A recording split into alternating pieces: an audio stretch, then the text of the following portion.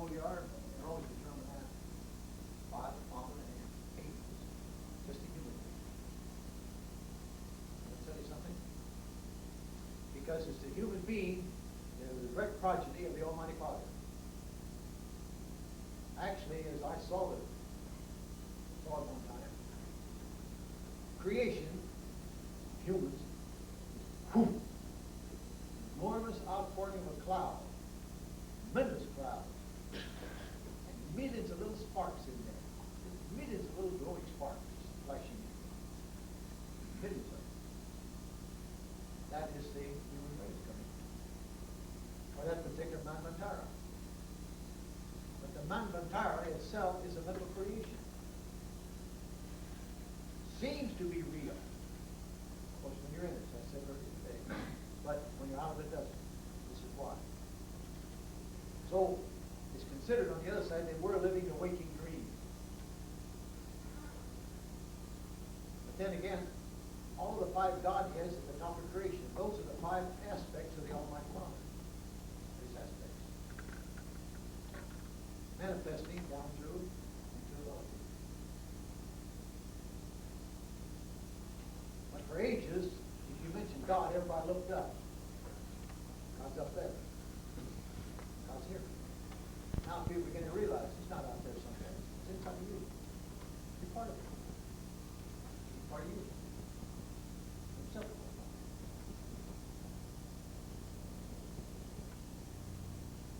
I'll talk about the buoy. I guess some of you are familiar with buoy, or maybe not. The buoy body has its own peculiar state of consciousness, which takes place immediately after the causal body as we move from the periphery to the center of our being. Its field of expression lies just beyond the mind, both the concrete and the abstract, which works through the causal body. It's also true, incidentally, the causal body is what that's the body that the higher self occupies. That's as far down as the higher self can come and not lose its immortality. Become attached to the wheel of birth and death, which it could not. So it stopped there. It took on a causal body. The buoy level. And it's the soul that came on down. Be with the lower self. Now it's also true that the intellect cannot understand these finer perceptions, which have their origin in the Buddhic consciousness. The only state of consciousness which embraces and transcends the Buddhic consciousness is that of the Atman, which is the very center of our life, core in which lies buried all of our divine potentialities. In other words, the highest self, eternal self. Now the vibrations produced when consciousness breaks through the lower mental body are known as thoughts. Thoughts are, however, very different in the mental body than they are in the dense physical body. Thoughts coming down in their purity become very distorted when they reach the physical body.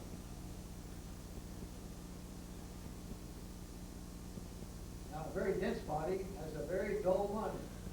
As a general rule, when thoughts are perceived on their own plane, they're seen to form a world of their own, full of forms and beautiful colors. And it's from these that religions have been portrayed, or have portrayed the description of heaven. Not too accurate, but it is poetic. For those beings on the Buddhic level, the thinking and intelligence of the average human is like that of a small child. When a yogi rises to the Buddhic plane, from the mental plane, he becomes aware of a new world such as bliss and happiness and knowledge. Beauty, luminous colors. In other words, he's powerless to describe it, and it pales alongside of heaven. Yet to a human being, heaven is a place of indescribable beauty. That is to say, compared to the earth. On the Buddhic plane, the music is divine, and this is a plane that is full of peace, truth, which are received by those who are highly enough attuned to receive it by intuition. Until you develop your intuition, you're not going to receive too much of the higher knowledge and higher input. Incidentally, if any higher being would wish to speak to you, they do it through the subtle senses, not by voice. I was in a restaurant with Helen a couple of days ago. This woman came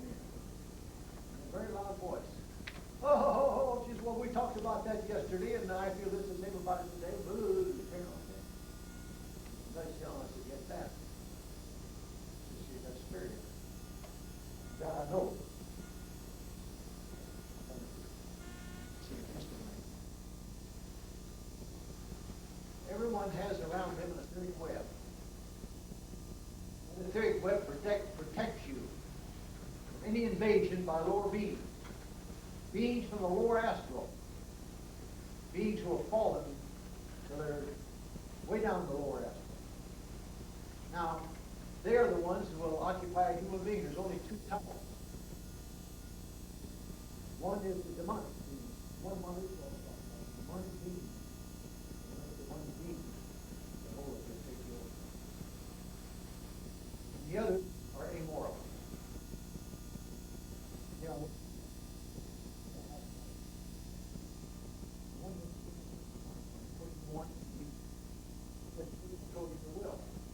your will is in the world. A lot of people that are controlled by demonic beings have their own whatsoever.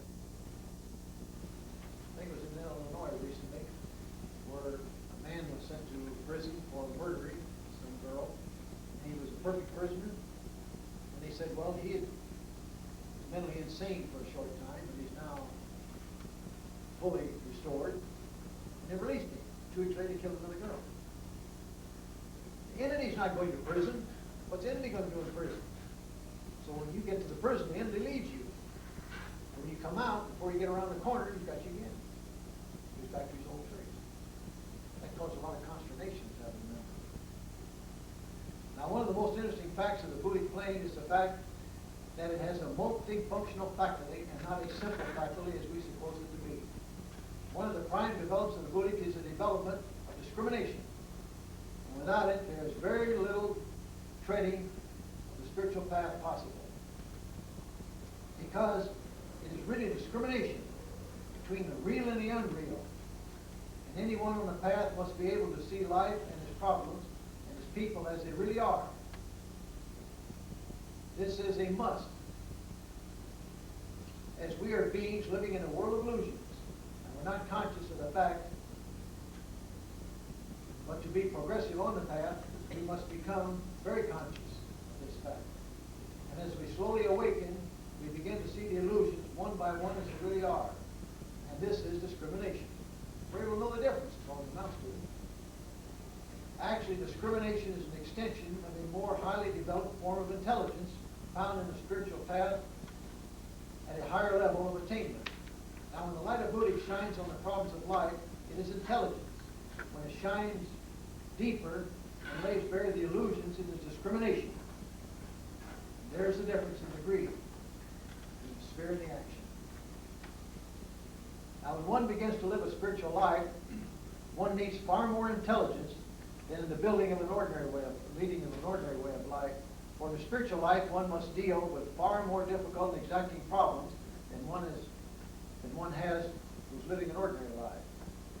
Many feel that once they're on a spiritual path, they can put aside their intelligence and God will do everything that's necessary for them. This is not so, as God helps those who help themselves.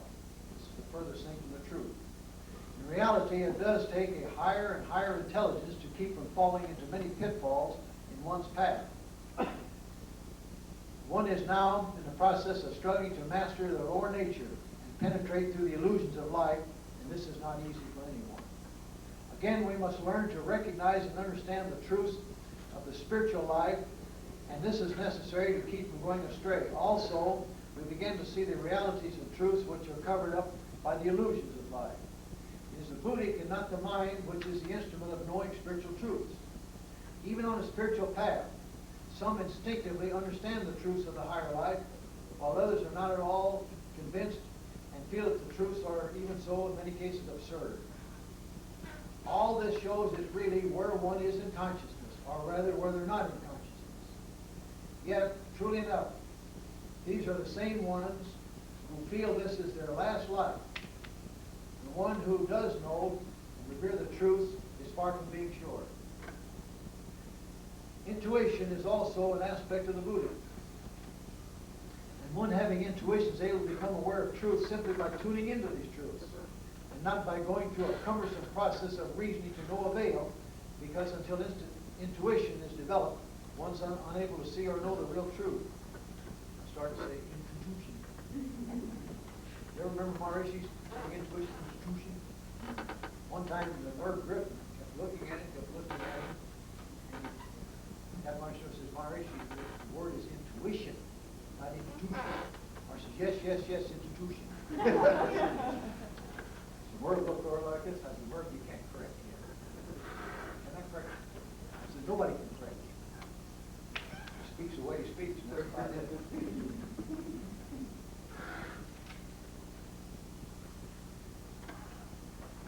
Now again,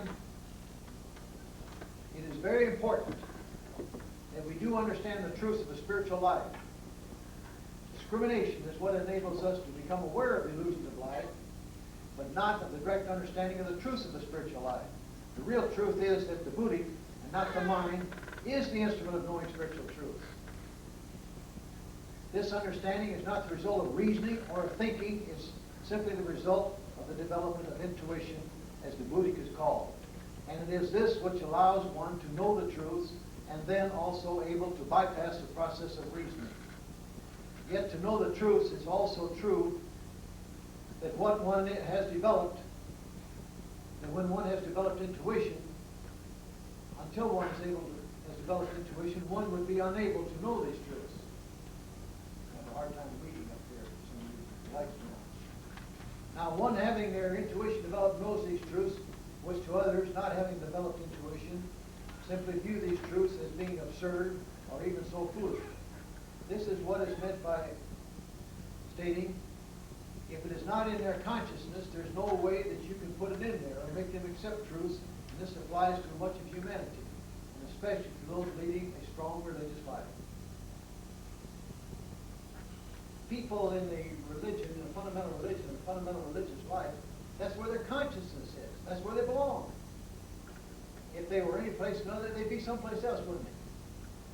Fundamental religion is very necessary because it does teach the do's and don'ts of life. That it does. But there is such a thing as being beyond fundamental religion.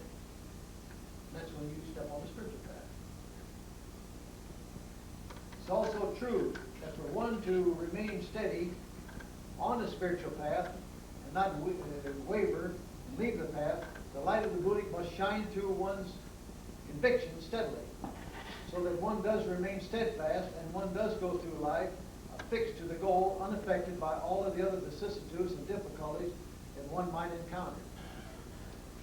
When buddhi gives us the truth of a situation, it does not give us the details as to how to do the right thing at the right time and by the right method, as this is something we must work out through our mind. But the buddhi does indicate broadly and correctly as to what to do, and it is the buddhi that allows us to live in perfect harmony with the divine will.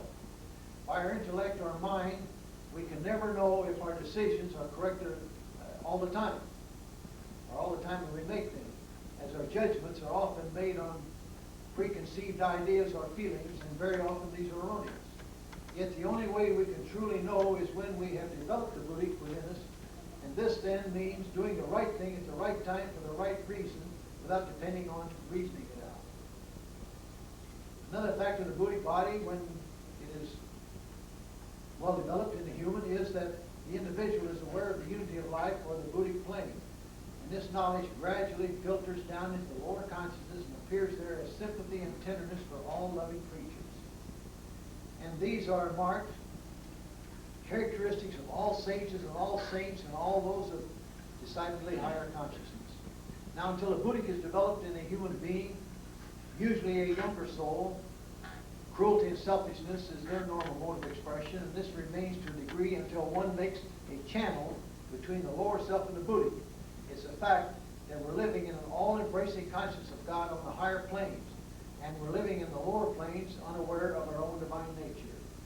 Now, we know the causal body is a mirror, which reflects the universal life, and is a buddhic vehicle which reflects the consciousness of the universal. So the more polished the mirror is, the more fully it can reflect the universal consciousness in a pure, harmonized mind. When one has developed the buddhi, one is then able to know spiritual truths directly without going through the intellect or its processes. So you might, so in other words, higher knowledge literally becomes automatic to you. It is simply a matter of what one puts their attention on. One may not be able to explain to others where their knowledge comes from, but it is there. That's the fact of the matter. This kind of knowledge can never be acquired through the process of the reasoning mind.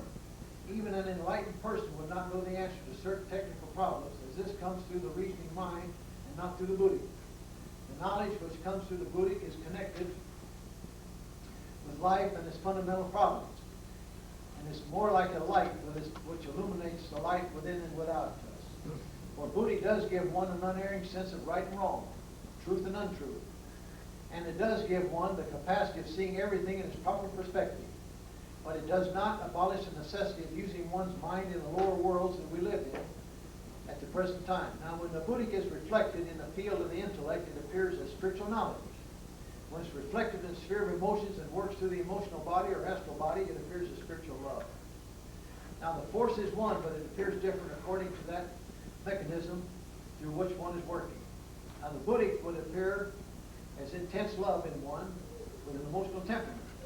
Now, in the intellectual person, it's a clear-eyed vision of life's problems as they're presented. Now, however, eventually, they will merge into a state of consciousness which is neither pure love nor pure intelligence, but it's a synthesis of the truth. Now, does everybody understand the buddhi? You were talking about willpower. A preview of the oncoming earth life with the decision the individual has made concerning this coming life. It makes an indelible impression upon the consciousness which can never be forgotten. And this accounts for the vague and haunting subconscious memory or feelings that accompanies many of one's earthly decisions and vivid experiences. Basically, these experiences are concerning lessons we intend to learn while we're still on the other side. Over here at this point, one exists in extreme bliss and also in the essence of love. Therefore, one always chooses rightly over there. And we choose wisely. And we're never given more than we can bear. Yet it sometimes appears otherwise when we finally arrive over here. And this is due to one's limited vision and one being caught up in the action contrary to one's dharma. One can always tell, I'll say most always, whether you're doing what you're meant to do. Because if you're unhappy about something, or you're bored with it, or you're disgruntled, you're not following the right path. This is why the life is run off before you come over here. The life you're going to live is run off before you. And the subconscious remembers this. This is why when you take off on a tangent in some direction, and I don't know whether I should do this or not, you have misgivings, and it doesn't work out, da-da-da-da-da. That's it. I've said to you on many occasions, I thought I started out to be an actor because I grew up around all that. And I thought it would be an easy way to make a lot of money. But it wasn't my dharma. Nothing worked out. I was always in the right place at the wrong time, or the wrong place at the right time. Nothing ever worked. So finally I woke up and went to work doing what I should be doing. I was very happy doing it. I was with one company 31 years, and happy as a mudlark. Because I wasn't tied down with detail. I hate detail. And I wouldn't have been able to name tell or anything of that nature ever. But anyway, I was living my dharma, you see what I mean? So I was real happy. I never ever remember getting up to go to work and I wasn't happy to get up to go to work. I enjoyed it. Because I had a talent for that. And I had my karma working. Running against my karma, the dharma. Everybody understand that? That little movie you see right between, how much detail is that? Little movie where? You say they show you, the Lord Karma showed you what your life should be like. Oh, How much is it pretty filled in, or? that's your life. Just like the picture you see when you leave here. You get two pictures, one when you leave here and one before you come in. You bet they're accurate. Shows your karma and your dharma. This is why oftentimes when there's a certain karmic picture, a certain lesson you need to learn. When you've learned that lesson, you're aware of it. Mine was having a lot of traffic altercations. Somebody cut me out, and one thing or another. So I knew it wasn't right. One Sunday morning, I let Helen out to go in the restroom. I said, I'll go park. So I waited for this woman to back out. When she did, here came a guy in a little hot rod car.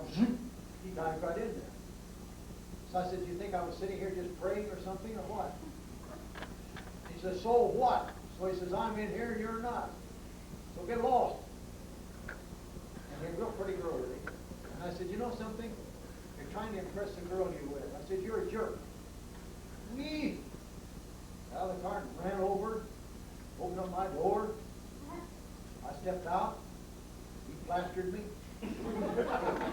Knocked me back against the car. So I come up like this to shoot one in. I was a trained boxer. And I just dropped my hand. I got it again, right in the puss. So I struck up against the car a second time. Second time I came up again, shoot one in. Nonsense, not the answer. I dropped my hand. I got the third time. Finally turned around and he walked away and he said, you're like all the rest, you're just mouth. And the girl stood there, she says, you know something? For some reason, he would have killed you. I didn't want to. She says, you know, you're a jerk. I felt pretty good. But I knew one thing. I had learned that lesson. Finally. It never happened. I learned that lesson. Did she get in the car with you then, or?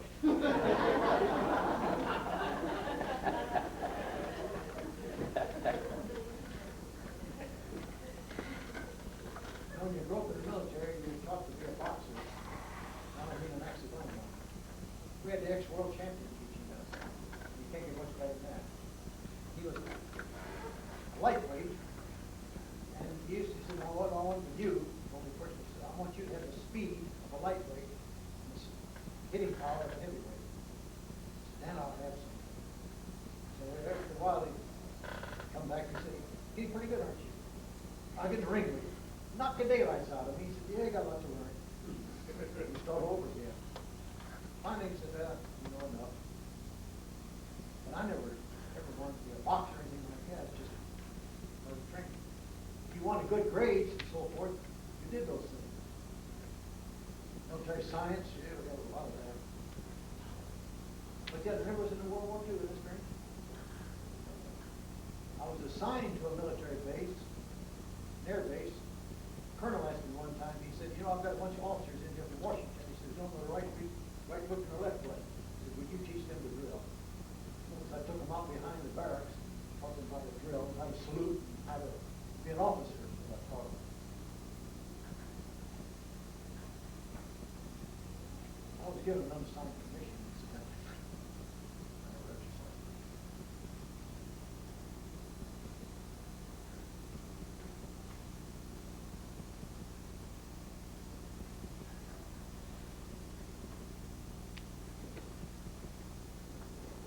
Now, the seed atom are powerful centers of force. They contain the sublimated essence of the experiences of all of one's past lives. These stored up forces are permanent and indestructible because they're part of the spiritual nature of the human being. And into them has been incorporated the sum of all that has been learned throughout one's journey through the vast cycle of earth lives. The seed atom is located in the heart and survives death, and is the human's book of destiny. Now, the arbiter of one's fate, both during one's physical life as well as during one's time in the higher worlds, beyond the physical. It's all there. Now, the soul of the human is bound to the wheel of birth and death, and in passing from one plane to another, back and forth, one learns by many and varied experiences. In order for one to function on any plane of existence, it is necessary to use a body composed of the materials of that plane that you're in. And a body can only be built through the medium of a seed atom of the same nature as the material needed. Therefore it follows that both birth and death are fourfold events in the experience of every soul. The indestructible seed atoms are the four vehicles making up the human's composite. They were given by the various groups of celestial hierarchies who guide the destiny of this on our solar system. Now the seed atom of the physical body was given by the lords of the flame or the Leos. The seed atom of the vital body was given by the lords of wisdom or the Virgos. The seed atom of the astral or desired body was given by the lords of individuality or libraries. And that of the mental body by the lords of mind or Sagittarius. The formative and combining processes are under the lords of form or the scorpions. And their job is to amalgamate the essence of the fire, earth, and air and blend these with their own spiritual water. Now in the human, one symbolizes the mental powers. As a result, the better mind one molds in the course of a life, the wider and freer is the scope allowed in building for the next life. And the purer and finer will be the mental substance that one builds with. There also will be the finer quality of the mind essence, and the more amenable it is to the control of spirit. Also, the more receptive it is to the impulses from the inner plane. Clean living greatly attunes the various seed atoms, and this is very important in one's life. Fire represents the desired nature of the human, and so the subligation or purification of desire determines the gauge of the desired seed atom, which is located incidentally in the liver. Now, the innermost core of every human's physical body is a spark of celestial fire, which comes from the hierarchy of the luminous flame, the lords of Leo, who gave to humanity the germ or seed atom of the dense body, the temple of the indwelling spirit. Now, the rhythm of every other atom of the body is set to the tune of this one, which in turn sounds the keynote of the spirit, which in turn decides whether or not you're going to be able to answer to the keynote of the Aquarian age. And personal low conscience emits a low, unsteady sound and note. The atoms of the body moving discordantly. One who is spiritually attuned or awakened emits a note in a higher key, and the body atoms rotate in a harmonious motion, producing bodies of a finer texture and a much subtler composition. Those on the spiritual path should at all times strive to maintain poise, balance, and self-control. Also, try to stay away from discordance, within or without, as one needs to maintain good health and mental well-being in this life. When the individual experiences are included in the inner worlds and one is ready to return to earth, the seed atoms sets the gauge of a quality and a quantity of material to be used in the construction of the new physical body. When the previous earth life has been devoted to materiality or worldly pursuits, the material attracted to the physical body will be very gross and very heavy, and very little of any finer substance of the desired world of the third region will be built into this new vehicle. This is what we call about low consciousness and density. Now, the low vibratory rate of the body of the individual will make it very difficult for one to rend the veil or to contact or to absorb inner plane truths. The more spiritually developed one is, the finer the material that one attracts to itself, and the greater the force which is concentrated within it. And there's often the early manifestation of real genius in the child, Jesus being a prime example. The seed atom of the mind is located in the head that vibrates to a spiritual blue. The desired body atom is centered in the liver and then harmonizes with the red ray. The etheric seed atom in the solar system, or solar plexus I should say, correlates to the color of yellow. Now the physical seed atom is located in the heart. It may reflect any one of the colors. The one it radiates is in accordance with the evolutionary development of the soul. Also, the seed atoms are embedded not in the physical organs to which each is assigned, but to their etheric counterpart. The seed atom of both the physical and the vital bodies are carried by the desired body when the vital body and the physical body have completed their earthly mission. Now I guess you understand the seed atom. Somebody asked about the seed atom today. Reflection of one's state of consciousness. It is the soul evolution of each individual which determines the kind of instruction it receives according to its place in the cosmos, or the cosmic plan.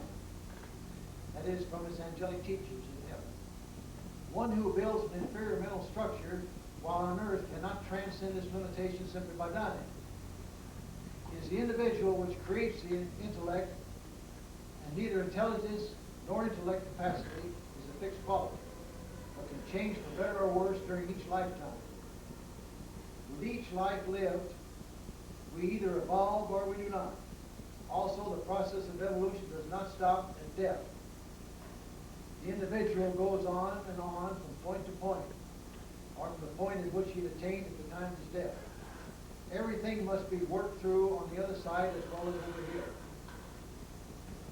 No one can receive more than they have earned on any plane of manifestation. Between death and birth, the individual karma of the Saturn ray teaches one how to think abstractly and how to conserve and project mental forces. Now the Mars ray teaches the dynamic qualities of mind and the constructive use of the power of desire. Knowledge so often, when brought down to earth, is used negatively due to the personality having clouded the pure understanding of spirit gained in the heavenly realm. However, all of this can be reconstructed through transcendental meditation. In most cases of meditators, this is what is happening. This is being reconstructed. Now also, under the Mercury ray, one learns the use of the factual or concrete mind and the modes of logic, as logic is the best guide in all planes of our being. One should always cultivate the rational faculty and never allow logic to be unseated by psychic phenomena, because the reason that psychic phenomena is exciting, we should not use it for that. It's the elder brothers, both from Mercury and so forth, who teach the receptive individuals the proper use of the mental concentration and picturization. The Lords from Venus, who are human-like ourselves, as are also the Lords from Mercury, they teach the individuals how to garner the soul essence of life and assimilate them so that the individual manifestations are added luminosity to all that the individual has garnered by spiritual wisdom and experience while on this earth. One thing I'm looking at here. The Lords from Venus, who are human like ourselves, as also are the Lords from Mercury. You remember that. However, it is only on this planet where we carry the spark of the Spirit.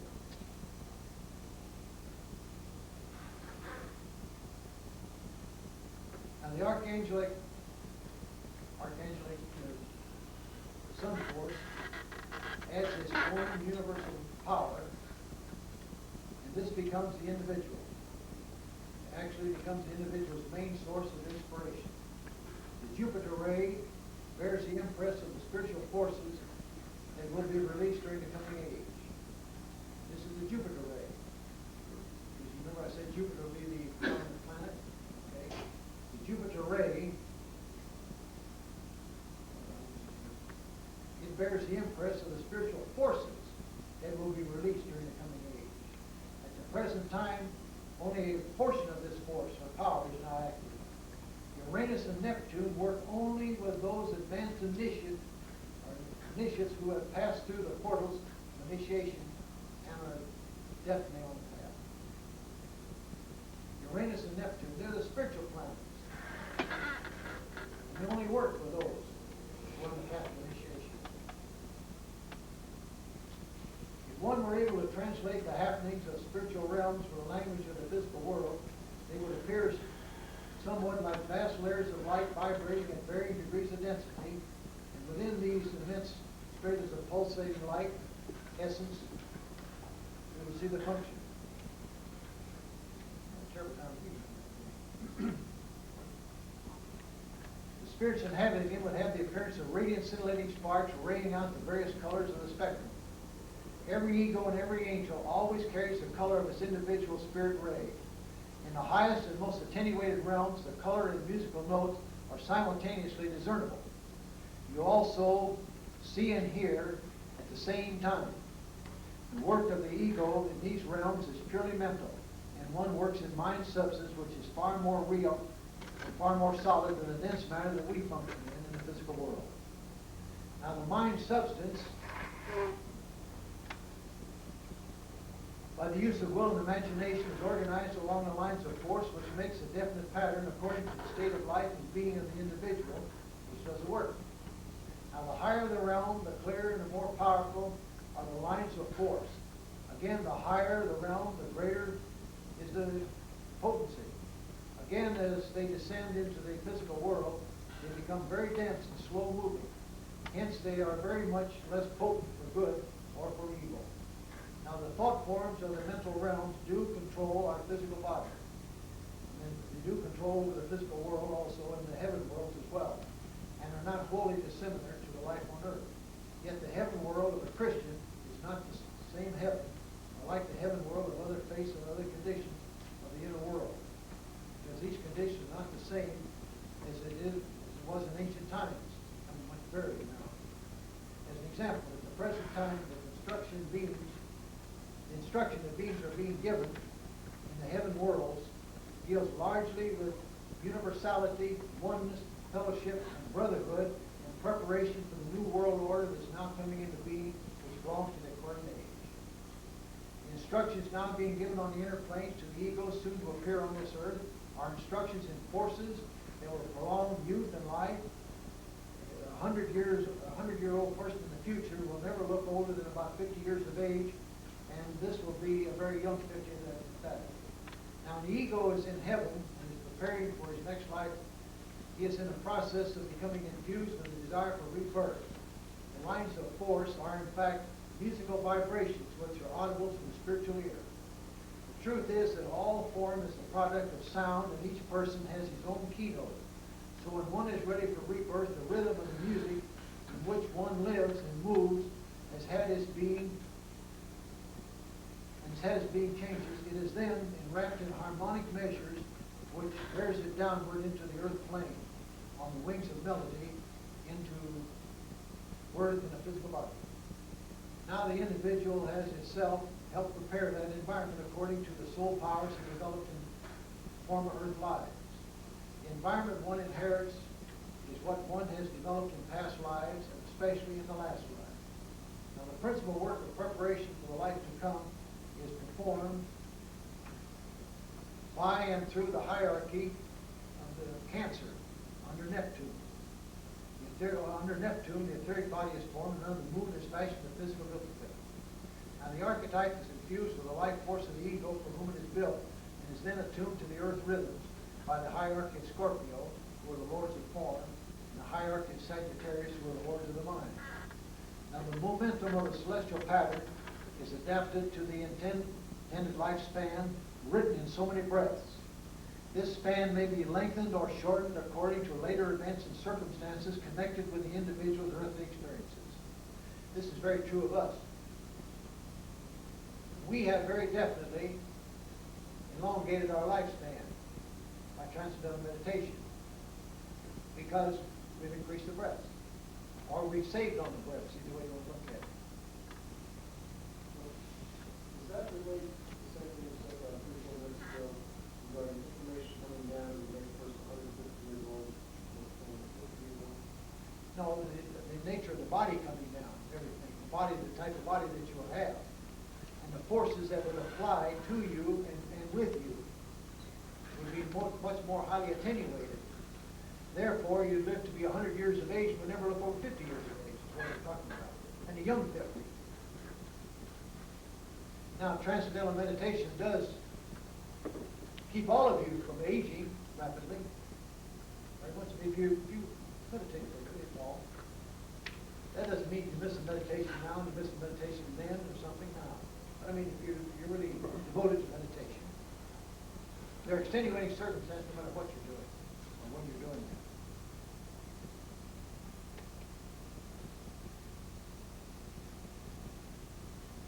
Let's see. All life contracts are written for completion, incidentally. As long as the archetype vibrates, life in the physical body will endure. See, rhythmic music of the archetype which attracts and places the right physical body atoms where they belong. Now, the note of the archetype is given to it by the individual who's filling it. It can be no higher or lower in pitch than the soul note of that particular individual. It is the soul, if the soul has lost its clear spiritual vision through its encasement in the outer personality, the archetypal lines may become distorted, and the result of misshapen physical body will be the result. Every act, thought, and feeling of a past life has its impress, therefore in harmony or for inharmony accordingly. It is these forces which are built into the spirits of the starry archetype. That is to say, for the coming lifetime. Also, it's very true that the human is indeed wonderfully made. And to throw this away by drugs, by alcohol, by suicide, and so forth is not lightly received on the other side. Also, no one is more aware of this than the one who has done this before. Each life has real meaning toward eternal life. And to wantonly waste a life is not well received in the higher and subtle world either.